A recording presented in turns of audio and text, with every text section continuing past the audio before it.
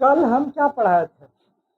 प्रति प्रतिस्थापन ही पढ़ाए थे, लेकिन इनसे क्या पढ़ाए थे? बहुत ही ज़्यादा नॉर्मल पढ़ाए थे। क्यों नॉर्मल पढ़ाए थे? काहे कि इसके साथ अचर पद का काम नहीं था, कल अचर पद वाला नहीं था। क्या ये बताए थे?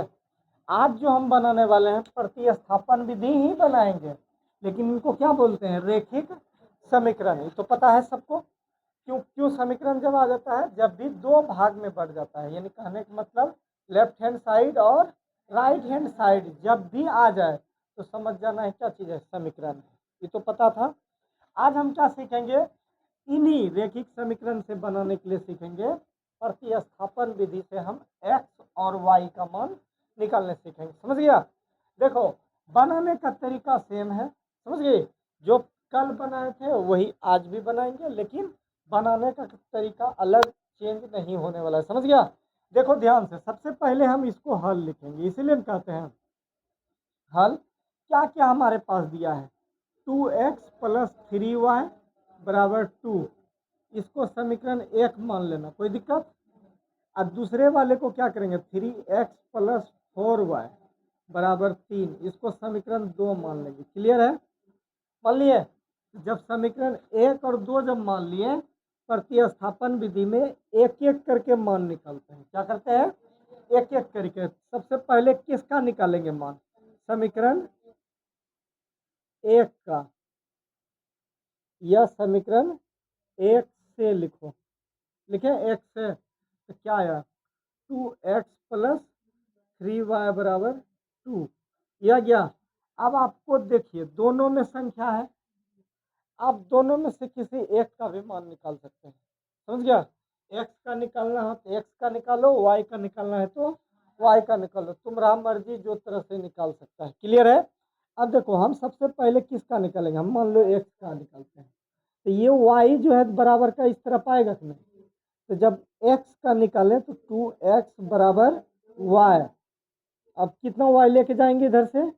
3y, लेकिन प्लस है दूसरे तरफ, जब भी बराबर के उस तरफ लेके जाते हैं माइनस हो गया। अब जब इसको हम क्या करना है? हमको x का मान चाहिए, तो 2 तो एक्स्ट्रा है, हम 2 इधर गुना में है, इसको लेके उधर चल जाएंगे। क्या होगा? x बराबर 2 माइनस 3y इजकल टू 2। बोलो हो गया? इसको समीकरण 3 मानेंगे। क्लियर है? हम इस समीकरण जो माने, लेकिन हम इस जगह निकाले हैं किसका मान पता है? x का मान। अब समीकरण 1 खत्म हो गया, तब आएंगे 2 के पास। किसके पास? तो लिखना है समीकरण 2 में किसका मान रखेंगे? x का मान रखने पर समीकरण 2 क्या है मेरे पास? 3x प्लस 4y बराबर 3। हो गया? पूरा लिखें। अब क्या करेंगे? जहाँ x है उसके बदले में हम पूरा लिखेंगे, x के बदले में सिर्फ x अकेला यहाँ ना है, तो 3 को क्या करेंगे? ब्रैकेट में लाएंगे, x के बदले में क्या रखेंगे? माइनस 3y बटे, रख दिए y की जगह पे। अब इधर क्या रखेंगे? प्लस 4y बराबर 3। अब 4y जैसे लिखे, इसके बदले में नीचे कुछ नहीं है तो 1 रखेंगे। अब 3 गुना में है तो क्या हो जाएगा? गुना होगा, सब ऊपर में होगा। क्या हो जाएगा? 6 माइनस 9y बटे 2 है, चलिए 2। अब इधर क्या क्या? प्लस 4y बटे 1 बराबर 3। इतना क्लियर है? अब क्या करेंगे? 2 और 1 का लघुत्तम लो, कितना आया? 2। 2 से 2 खत्म, ऊपर ला जाएगा प्लस, 1 से भाग दिए 2 में, कितना बार में? और 2 से ऊपर गुना कर दिए, इधर क्या हुआ? 3। अब y वाला से काम कर लीजिए, क्या हो जाएगा? ये घाटा में ही प्लस में, हम क्या बताए थे? बड़का में छोटका घटा देते हैं। फिर से बताओ, बड़का में छोटका एक जैसा रहता है तब घटाते हैं। अच्छा, इधरो जोड़ होता है, इधरो जोड़ होता है, दोनों आपस में क्या हो जाता है? जुड़ जाता है। तो ये क्या हुआ? 6 माइनस 1y बटे 2। इधर क्या है? इसके नीचे कुछ नहीं, क्या है? अब देखो y और 6 जुड़ेगा, काहे कि चर है, ये वाला चर ही और चर सभी भी आपस में क्या होता है, जुड़ता नहीं है। तब क्या करेंगे, नीचे ऊपर क्या करेंगे, कोना कोनी गुना। तो 1 से गुना करेंगे 6 माइनस 1 को लिखना जरूरी नहीं, समझ गई। 1 गुना वाई तो वाई ये हुआ। अब क्या करेंगे, 1 गुना 3 तो कितना हुआ, जल्दी बताओ, 6।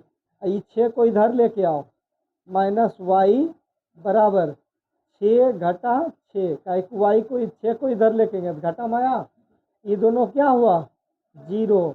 और वाई को माइनस को इधर दे दो, क्या हुआ 0 में कुछ होगा तो कोई फर्क पड़ेगा, वाई का मान क्या निकला 0। अब क्या बचा, समीकरण 3 बचा, लेकिन हम वाई का मान निकाल लिए, कितना वाई का मान निकाले 0। तो अब लिखेंगे क्या चीज, समीकरण, काहे कि हमको x का मान नहीं निकला अभी तक, नहीं निकला है। अब क्या करेंगे, समीकरण 3 में y का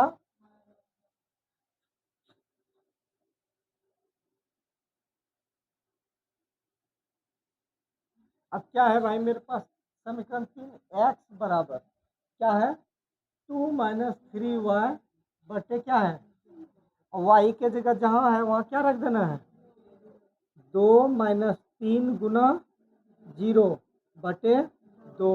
कि घटेगा क्या हो, गुना होगा तो क्या होगा रे 3। किसी भी संख्या जब 0 में हम गुना करते हैं क्या होता है 0, तो क्या हुआ घट जाएगा तो क्या बची 2 बटे 2। ये भाग लगा तो आंसर कितना आया, इसीलिए x का मान कितना आया 1, y का मान 0। यही हुआ आंसर। उम्मीद है समझ गए। चलो पहले उतारो आराम से।